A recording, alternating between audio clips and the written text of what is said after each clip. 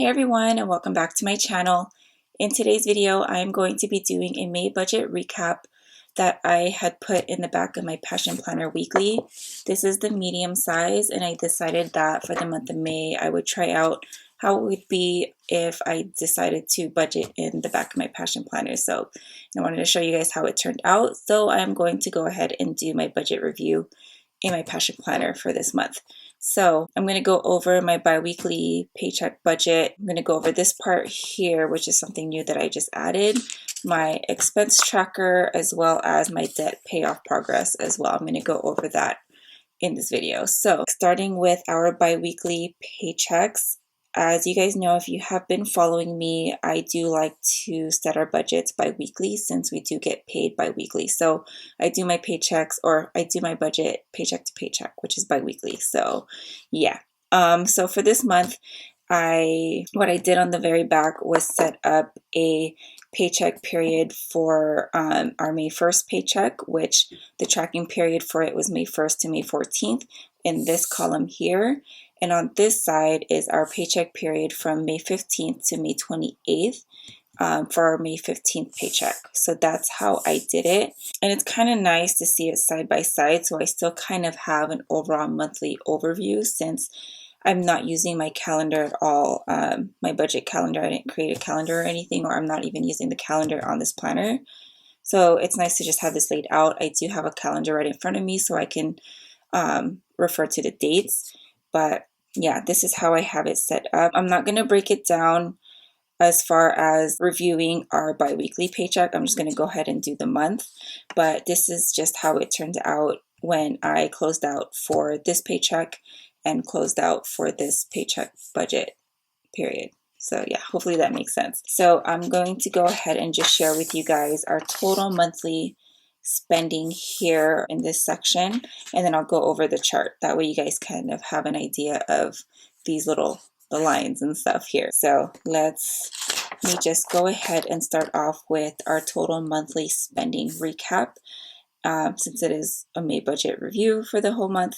So here I have listed all of my budget categories, the total budget, which I just totaled up these two paycheck periods here, the amount that we spent, the difference, and then our percent of income that we spent in each budget category. So with our food budget, we were budgeted, or I had budgeted $500. We did go over by $52 in that category.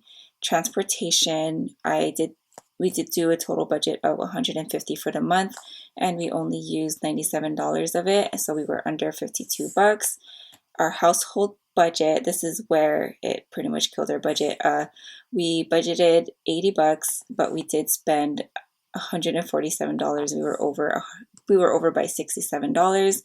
It's because when it came to budgeting the May 15th to May 28th, I totally did not expect for us to need a lot of the bulk household items. I don't know what I was thinking. I didn't really pay attention to the things that we had at home that we really needed. So yeah, I was a little scatterbrained this month, but that's not an excuse. I'm just going to learn from this mistake and then move on to the next month. Yeah, so we were over with that budget. And since I knew we were over, my husband and I really tried to make sure that for this paycheck period that we stayed within our budget. And here where it says total spent in our variable expenses, we pretty much spent exactly what I had budgeted. So our total budget for this biweekly paycheck was $765, and we did spend exactly $765. We could have spent more because we did have extra money for the month, but we have a total separate goal for that amount. So I'll get to that as I go here. Sorry, I got a little sidetracked. Just wanted to explain that a little bit. So moving on, for our kids budget, our total monthly budget was $80, and we were under by $3. My husband's budget was $180 for the month. He was under by $24. My budget total for the month was $80, and I was under $16. And for fun and events, we did budget $300, and we were over by $30. Miscellaneous budget, I like to budget out $50 for miscellaneous each paycheck. So it was $101 for our budget, and we were under $40. Savings, I only had $50 budgeted because every month we do have $50 withdrawn from our checking account and gets transferred over to our savings number 2, which is our miscellaneous savings account. But we did decide to put a total of $1,147. So an extra $1,097 went into our savings, which is there because we are anticipating on paying for my hospital bill, my ER bill, my hospital bill, and then I already paid for my OB, my doctor. So we are still waiting for the bill. So that's sitting in our miscellaneous savings account for right now. As for our medical, I did have $25 budgeted, but that was for my appointment that I knew I was going to have, like a follow-up appointment after my procedure and everything, like hospital stay and stuff. So, and the total amount that we spent for medical was $595. $570 did go to my OB because I hadn't met our deductible quite yet. So we did pay that amount before he could do my procedure. And then for rents is $1,395, no changes there. Total debt, we paid a little bit under by $3. And utility, we were under by $77 only because our internet bill was due on the 27th, but it hadn't cleared our account just yet. So I moved that bill into our May 29th paycheck budget, which is going to count towards June. So that's why we were under by 77. And then for insurance, it's pretty much evened out, spent $209 there. So our total amount budgeted was $3,961. Total spent looks pretty much higher than that, $5,563, which is over by $1,602. I did do a breakdown here to kind of explain why it looks so high, because it makes it seem like we spent so much more than this, but really we did put money away into our savings, and then we did pay a chunk also to my doctor as well. So that is that as far as monthly spending goes. And so let me take this off really quick. I did decide to do a graph just so I can see my spending from April and May. And I did do this on canva.com. It's free. So I don't know if you guys knew about that or if you guys want to try it out, but that's where I printed this out from, or did this from. So I have all of my budget categories here and a couple things that really stuck out to me. I should have picked 2 different colors. I don't know if you guys can tell, but there's a lighter blue and a darker blue. The darker blue is April. The lighter blue is May. Yeah, I totally effed up and I should have did different colors. In April, we did save more because we did get that was the month I believe we got our, what is that called? Stimulus check. So a chunk of that amount, or a chunk of that, or pretty much all of that went into our savings. So that's why the savings in April was a lot higher. And then rent as well was higher for us actually in May, because in April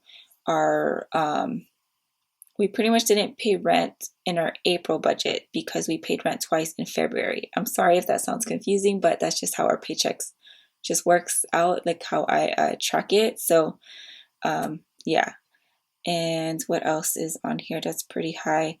I think that's pretty much it. Medical, we didn't spend anything in medical in April, so it did jump up a lot in May because we did spend that. So yeah, that's pretty much it for this. I really wanted to do a pie chart, but I felt like the pie chart didn't really didn't look like it made, I don't know, that much of an impact, I guess. I like how the lines kind of looked a little bit better. Maybe next time I'll print it out in different colors. But yeah, anyways, moving on. I don't want this video to be way too crazy long. So with variable expenses, this is how I tracked it. These are all of our variable categories. And this section here is for our bi-weekly paycheck period from May 1st to May 14th. And this one is from May 15th to May 29th. I decided to do it this way instead of like a date order, which is how I track it in my budget by paycheck workbook because I like the idea of seeing how much we have left over. So whenever I track or whenever we spend, for example, with food, I can kind of see how much we have left after we spent, which is crazy because here I already knew we were at a negative, but we still kept spending anyways. I think this was the times where I was in the hospital and I was just kind of like, F it, let's just get takeout. So that's why we went over a lot. And when we got takeout, it was, for me, it was like comfort food. So that's why it was kind of a lot here. So that's kind of the idea that I had with this tracker. So what else is there left to say here? I just circled in the total amount that we spent for each box. And then, yeah, that's pretty much it to say with this because you guys pretty much know how much I spent for the month. I am probably going to make something like this in the back of my Passion Planner daily because I am in my Passion Planner a lot more now, so I think it's nice to have my budgets all in one, all in the same planner. This is a tracker that I set up at the beginning of the year to track our progress. I do have our payoff goal dates written down here. I also have a consumer debt payoff schedule, or I don't know what I called it, but I do have a video about our consumer debt payoff plan. Yeah, I'm actually going to do an updated one, but for now I'm just going to show you guys our debt payoff balance so far. So at the beginning of the year in January, we started with $28,132, and as of the month of May, we are at $21,005.